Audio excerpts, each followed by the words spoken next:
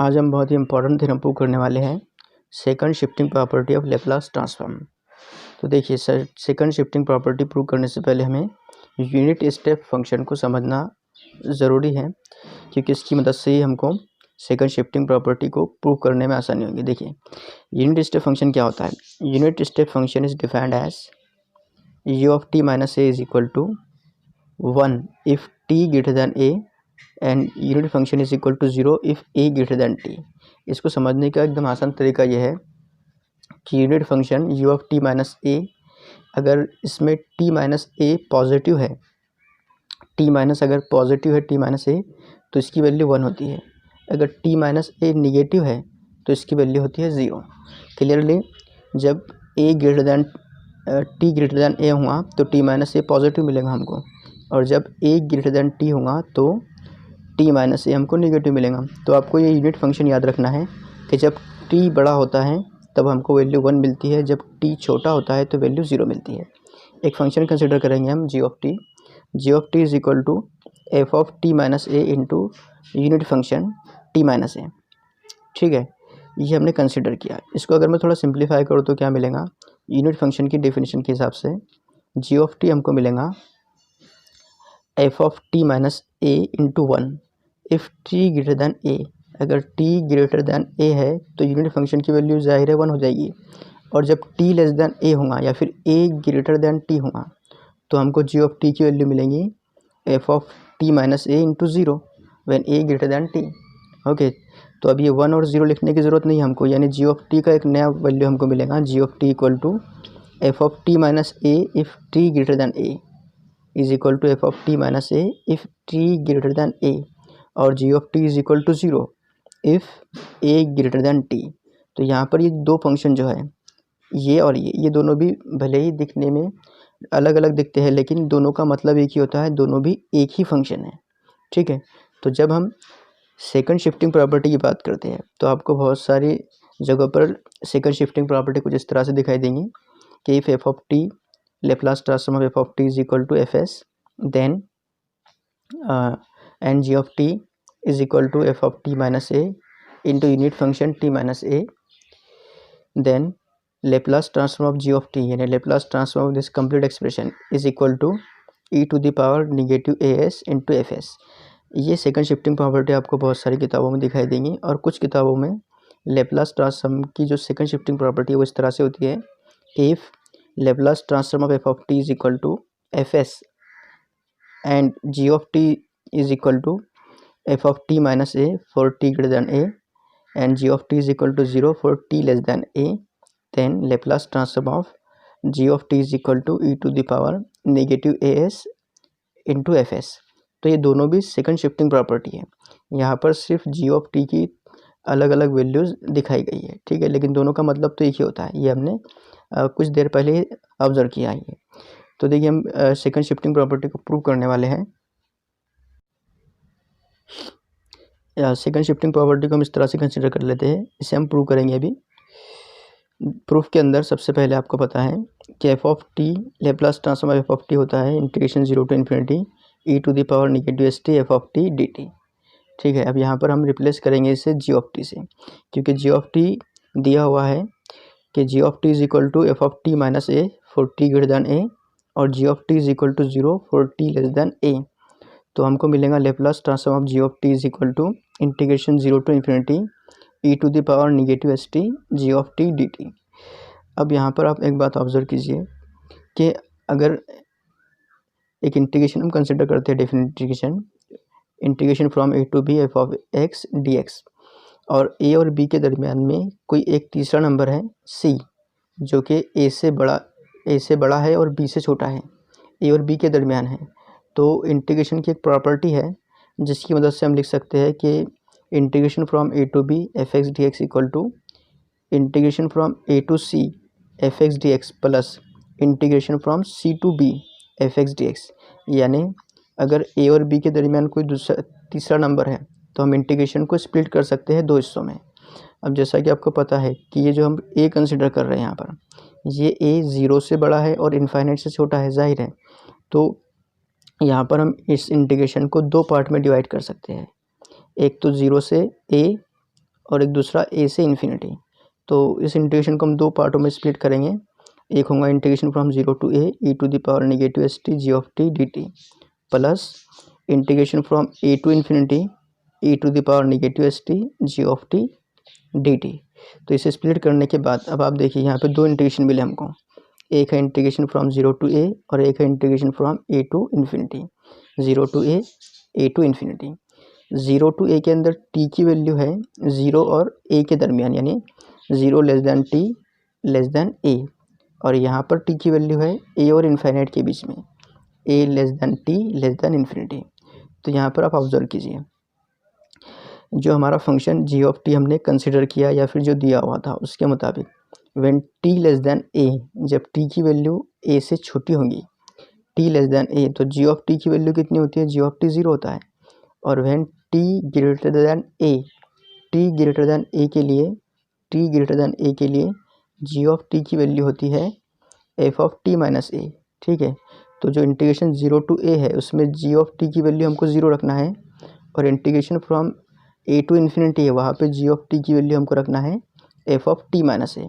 तो देखिए एक्सप्रेशन क्या मिलता है हमको, इज इक्वल टू, अब इसको हमको सॉल्व करना है जिसके अंदर हमको g ऑफ t की नई वैल्यूज़ रखना है। तो ये हमको मिलेगा integration from 0 to a e to the power negative st g of t की value 0 plus integration from a to infinity e to the power negative st और g ऑफ t की नई value f of t minus a dt। तो ये जो part है ये तो क्लियरली 0 हो जाएगा, क्योंकि मल्टीप्लिकेशन में 0 का मतलब है सब 0। तो हमको पहला जो टर्म है वो 0 मिलेगा, प्लस अब इस पार्ट को हमको सॉल्व करना है, integration 0 to infinity e to the power negative st f of t minus a dt, इसको अभी सॉल्व करना है। तो इसको सॉल्व करने के लिए हम यूज़ करेंगे सब्स्टिट्यूशन। देखिए हम यहाँ पर सब्स्टिट्यूट करेंगे t minus a is equal to U. जब t minus a is equal to U होगा तो t इक्वल टू हमको मिलेगा u प्लस a। ठीक है, t minus a is equal to U, तो t is equal to U plus a clearly, और dt is equal to मिलेगा du। जब हम दोनों साइड में डिफ्रेंशिएट करेंगे तो dt इक्वल टू du मिलेगा। अच्छा, इसके अंदर जब t की वैल्यू हम a रखेंगे तो कितना मिलेगा, when t is equal to a, तो t is equal to a होगा, यानी u equal to t minus t 0 मिलेगा, तो u इक्वल टू 0। और when t is equal to infinite, तो इन्फाइनाइट माइनस a मतलब u इक्वल टू भी हमको इन्फाइनाइट मिलेगा। तो ये सब की सब वैल्यू हमको असाइन करना है इस पार्ट के अंदर, यानी ये जो t का फॉर्म है इसको हमको u फॉर्म में कन्वर्ट करना है। तो देखिए हमको मिलेगा is equal to integration from when t is equal to a u is equal to 0, तो इंटीग्रेशन फ्रॉम 0 टू इन्फिनिटी। ठीक है, integration from a to infinity convert हो गया 0 टू इन्फिनिटी में e to the power negative S T, T की वैल्यू है u plus a, तो e to the power negative S u plus a। ठीक है, और f of t minus a मतलब f ऑफ u, और dt की जगह हमको du लिखना है। ठीक है, तो ये एक नया फॉर्म हमको तैयार होते हुए मिल गया। अब इसको हम और सिंप्लीफाई करेंगे, या फिर अगर आप इसे सिंप्लीफाई ना भी करें तो इसे जो e to the power negative S u plus a है इसको हम सिंप्लीफाई करते हैं सिर्फ। तो देखिए हमको क्या मिलेगा, ये जो e to the power negative S into U plus a है इसको मैं लिख सकता हूँ e to the power negative S u into E to the power negative S a। ये कैसे सिंप्लीफाई हुआ ये हमने एक्सपोनेंट के अंदर अच्छी तरह से पढ़ा है। इसको हमने सिंप्लीफाइड किया, अब यहाँ पर हम रिप्लेस कर देंगे ये नई value e to the power negative S u into E to the power negative S a। तो हमको एक नया एक्सप्रेशन मिलेगा इंटीग्रेशन 0 टू इन्फिनिटी, और इसे रिप्लेस करना है तो ये हमको मिलेगा e to the power negative S u into E to the power negative S a f of u du। अब यहाँ अगर आप गौर करें तो यहाँ एक टर्म है जो कांस्टेंट है, वो कौन सी टर्म है, वो है e to the power negative S a। ये कांस्टेंट है, इसे हम इंटीग्रेशन के बाहर लिख देते हैं, तो हमको मिलेगा e to the power negative S a integration 0 to infinity e to the power negative S u f of u du। इसे हमें कम्प्लीटली u से t में भी कन्वर्ट कर सकता हूँ। एक प्रॉपर्टी होती है इंटीग्रेशन की जिसके अंदर हम अगर u को t में भी कन्वर्ट कर ले तो उससे इंटीग्रेशन की वैल्यू में कोई फ़र्क नहीं पड़ता। तो देखिए ये होगा is equal to e to the power negative S a integration from 0 to infinity, और इसे मैं लिखूँगा e to the power negative S T F of T D t. और ये है Laplace transform of F of t, e to the power negative S है जैसा कि वैसा, और ये जो पार्ट है ये है एफ ऑफ टी का लेप्लास ट्रांसफॉर्म। और Laplace transform of F of T क्या कंसिडर किया हुआ है हमने, वो है एफ ऑफ एस। तो E to the power negative S है एज इट इज़, और इसकी वैल्यू है स्मॉल एफ ऑफ एस, और यही हमको प्रूव करना था, जो कि सेकंड शिफ्टिंग प्रॉपर्टी है। तो यहाँ पर हमारी second shifting property completely prove होती है। एक प्रॉब्लम इसके बाद, find Laplace transform of F of T if F of T is equal to cos T minus 2π/3 if T greater than 2π/3 and F of T is equal to 0 if T less than 2π/3। तो इसको हमें prove करना है by using second shifting property. पहले इसको हम थोड़ा simple कर लेते हैं। देखिए ये जो फंक्शन दिया हुआ है, इसको हम पहले यूनिट फंक्शन की मदद से इजी बना लेंगे। कैसे होगा, अब यहाँ पर आप देखिए जो पहला पार्ट है, इसको मैं लिख सकता हूँ कॉस टी माइनस 2π/3 इंटू 1। इससे कोई फ़र्क नहीं पड़ेगा प्रॉब्लम में, फॉर टी ग्रेटर दैन 2π/3। और इस ज़ीरो को मैं लिख सकता हूँ cos T minus 2π/3 into 0 for T less than 2π/3। तो यहाँ हमने क्या किया, यहाँ पे दोनों भी जगह पे हमने कॉस टी माइनस 2π/3 को एडजस्ट किया 1 और 0 के साथ। अब ये जो इतना पार्ट है, ये पार्ट देखकर आपको याद आ रहा होगा कि यूनिट फंक्शन क्या होता है। यूनिट फंक्शन में भी 1 और 0 होता है। For T greater then 1, for T greater then unit function 1 होता है, और for T less then unit function 0 होता है। तो एक ही वैल्यू अगर हम यहाँ पर 2π/3 रख दें तो हमको यूनिट फंक्शन मिलेगा टी माइनस 2π/3। तो इतना जो पूरा पार्ट है, ये पार्ट, इसको मैं लिख सकता हूँ unit function of T minus 2π/3, और F of T minus A की जगह पे होगा कॉस टी माइनस 2π/3। यानी एफ ऑफ टी का एक नया फॉर्म हमको मिल जाएगा, वो होगा F of T is equal to cos T minus 2π/3 into unit function T minus 2π/3। तो ये कंप्लीट पार्ट हमने अभी कन्वर्ट कर लिया, जो दिया हुआ था उससे ये पार्ट दिया हुआ था, इसको हमने कन्वर्ट किया यूनिट फंक्शन के फॉर्म में। अब देखिए इसको हम सॉल्व करेंगे, इसका लेप्लास ट्रांसफॉर्म मालूम करना या फिर इसका लेप्लास ट्रांसफॉर्म मालूम करना एक ही बात है। अगर मैं इसका लेप्लास ट्रांसफॉर्म मालूम करता हूँ तो इसका लेप्लास ट्रांसफॉर्म भी वही होगा। तो देखिए यहाँ पे हम क्या करेंगे, यहाँ हम यूज़ करेंगे सेकंड शिफ्टिंग प्रॉपर्टी।